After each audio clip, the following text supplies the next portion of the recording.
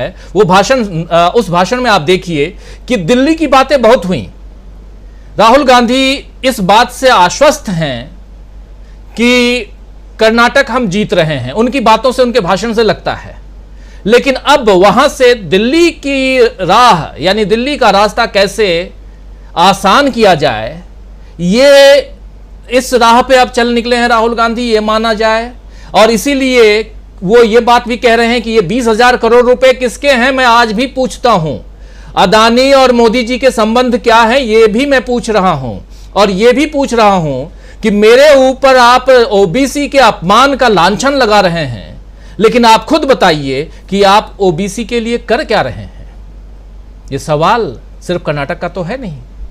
नंदिनी दूध शॉप पे जा करके आइसक्रीम खा रहे हैं, ये सवाल भी सिर्फ कर्नाटक का नहीं है, ये सवाल गुजरात का भी है, ये सवाल बिहार का भी है, ये सवाल दिल्ली के मदर डेयरी का भी है। ऐसे कई जगहों का ये सवाल है। अलग अलग राज्यों में जाइए तो हर राज्य में अपना दुग्ध केंद्र है और सहकारिता चरम पे रही है श्वेत क्रांति के दौरान, आप सब जानते हैं, जिसमें अमूल भी आया, मदर डेयरी भी है, बिहार में सुधा है, उधर छत्तीसगढ़ में भी है, कर्नाटक में नंदिनी है। ऐसे कई, मैं नहीं जानता हूं, आप लोग अच्छी तरह से जानते होंगे अपने अपने राज्यों के।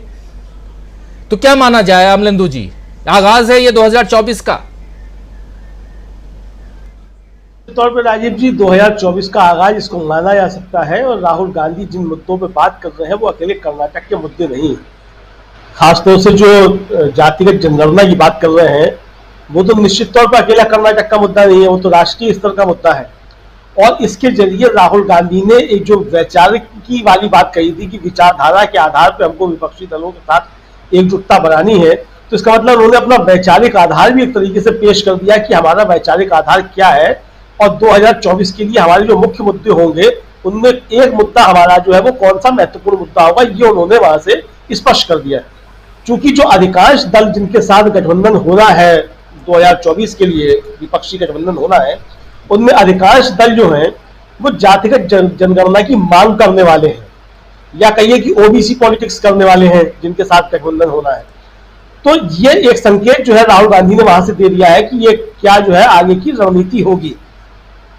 दूसरा राजीव जी, मुझे अच्छी तरीके से याद है कि जो जातिगत जनगणना की बात है जो 2011 के सेंसस में कराई गई, उस समय एनडीए के संयोजक हुआ करते थे शरद यादव जी, और शरद यादव ने ही ये संसद के अंदर मांग उठाई थी और उस पर प्रधानमंत्री डॉक्टर मनमोहन सिंह ने आश्वासन दिया था कि हम इसको शामिल कर रहे हैं। उसके बाद वो जनगणना में जातिगत जनगणना शुरू हुई।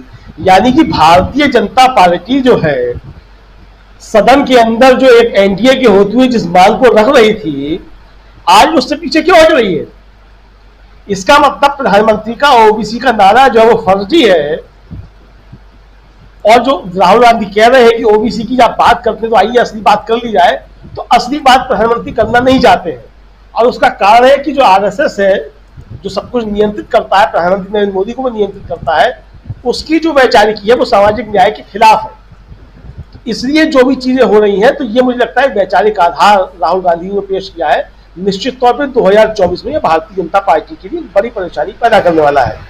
अब जिस तरीके से वहां नंदिनी के उस पे गए, शॉप पे गए राहुल गांधी, और नंदिनी का वहां प्रोजेक्ट उन्होंने खरीदे, तो ये तो जाहिर बात है कि अमित शाह जो फेंक के आए थे वहां, असल में देखिए परेशानी क्या है भारतीय जनता पार्टी की राजीव जी, कि देश भर में जिन भी राज्यों में सहकारिता आंदोलन मजबूत हुए, तो उन सहकारी संस्थाओं से जो नेतृत्व निकल करके आया है, तो वो जमीनी नेतृत्व होता है।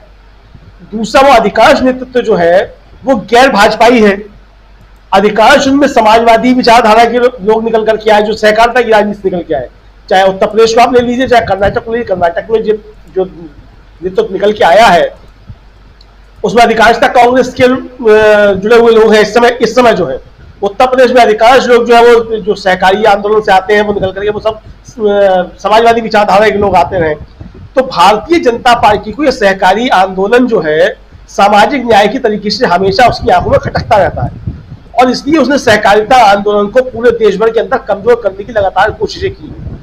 जिस तरीके से खाद का जो है किसानों जब बुआई होती है और खाद का कृत्रिम संकट पैदा किया जाता है, तो वो भी एक तरीके से सहकारी आंदोलन को कमजोर करने की कोशिशें होती हैं। खाद अपने आप उसका संकट पैदा नहीं होता है, अकाल पैदा नहीं होता है, वो जानबूझ के किया जाता है। तो ये भारतीय जनता पार्टी की पूरी जो राजनीति है उसको एकदम से उगाड़ने वाला है। अमूल जो है वो सिर्फ नंदिनी को हड़पना नहीं चाहता है, उत्तर प्रदेश में भी पराग को हड़प गया है। उत्तर प्रदेश में एक समय पराग जो है महत्वपूर्ण सहकारी आंदोलन हुआ करता था और जगह जगह जो है पराग के आउटलेट्स हुआ करते थे। अब हमको तो यहाँ हम ग्रेटर नोएडा में रहते पराग मिलता ही नहीं है कहीं।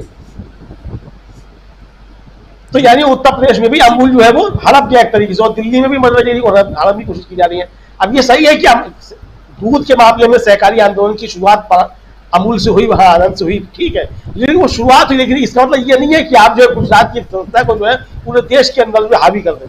तो इसके जरिए जो है वो जो जिस तरीके से सहकारी आंदोलन को तोड़ने की कोशिश हो रही है, तो ये भी एक सहकारी आंदोलन को भी किस तरीके से जिंदा किया जाना है, मुझे लगता है ये भी राहुल गांधी ने एक संदेश जो देने की कोशिश की है। तो कुल मिला के राजीव जी, भारतीय जनता पार्टी के सामने परेशानियां बहुत ज्यादा है। उत्तर प्रदेश में जिस तरीके से पिछले दिनों घटनाएं हुई है, स्वामी जी बिल्कुल सही कह रहे हैं कि ये असल में भारतीय जनता पार्टी की जो अंदरूनी वर्चस्व की राजनीति है उसमें अतीक अहमद को एक बोहरा बनाया गया है। वरना अतीक अहमद के मुकदमे तो पहले भी थे, भाई मायावती की सरकार थी तब भी फरार थे अतीक अहमद। तो अतीक अहमद आज ही माफिया होगा, पहले माफिया नहीं थे क्या? तो अतीक अहमद को जो है निशाना बना के, चूंकि कर्नाटक का चुनाव भी है तो वो भी फायदा लिया जाए, जो अंदर की राजनीति भारतीय जनता पार्टी की उसमें किस तरीके से मुहरा बनाया जाए, ये सब चीजें की जा रही है। तो मुझे लगता है कि भारतीय जनता पार्टी के अंदर की चीजें भी आगे आने वाले दिनों में बहुत ज्यादा खराब होंगी। और जिस तरीके से भारतीय जनता पार्टी के बड़े बड़े नेता, मतलब जगदीश शेट्टार जो है मुख्यमंत्री भी रहे, भाजपा के अध्यक्ष भी रहे, 6 बार के एमएलए हैं, अगर उनको बेइज्जत होकर के भारतीय जनता पार्टी जो है वो बाहर कर रही है एक तरीके से, तो आप समझ सकते हैं कि जो बाहर असली कैडर है उसकी क्या स्थिति होगी। और आज जो भारतीय जनता पार्टी के जितने मुख्यमंत्री हैं, आप उनका इतिहास उठाकर देख लीजिए, उनमें से कितने जो है, मैं योगी आदित्यनाथ के वो जो है संघ परिवार की उस पृष्ठभूमि से आते हैं। मुझे लगता है चाहे एक आदि कोई होगा, मतलब कोई भी नहीं है उस पृष्ठभूमि से आने वाला। तो कोई भी जो नमो पार्टी बनी है, तो भारतीय किसी और के लिए चिंता का विषय नहीं है, ये भारतीय जनता पार्टी कैडर के लिए चिंता का विषय है कि नमो पार्टी से भाजपा आरएसएस गायब क्यों होता जा रहा है। जी बिल्कुल बिल्कुल, नमो पार्टी से भाजपा और आरएसएस, देखिए बहुत इंपॉर्टेंट बात यहाँ कह रहे हैं। लेकिन क्या ये जो राह पर अभी राजनीति चल रही है, जिस राह पर, चाहे वो कांग्रेस की राजनीति हो, राहुल गांधी की राजनीति हो, स्टार प्रचारक राहुल गांधी हैं, आप देख रहे होंगे कि मल्लिकार्जुन खड़गे साहब जो अध्यक्ष हैं वो पहले भाषण देते हैं, बाद में ब्रांड एम्बेसडर आता है भाषण देने के लिए, यानी राहुल गांधी ब्रांड एम्बेसडर बन चुके हैं भारत जोड़ो यात्रा के बाद। और उनकी एक अलग डिमांड इस तरह से कि अब शरद पवार भी आते हैं तो राहुल गांधी से मिलने आते हैं। ये अभी आप लोगों ने कुछ दिन पहले देख लिया इसी दिल्ली में, नीतीश कुमार भी आते हैं, राहुल गांधी से मिलते हैं, मल्लिकार्जुन खड़गे तो रहते ही हैं।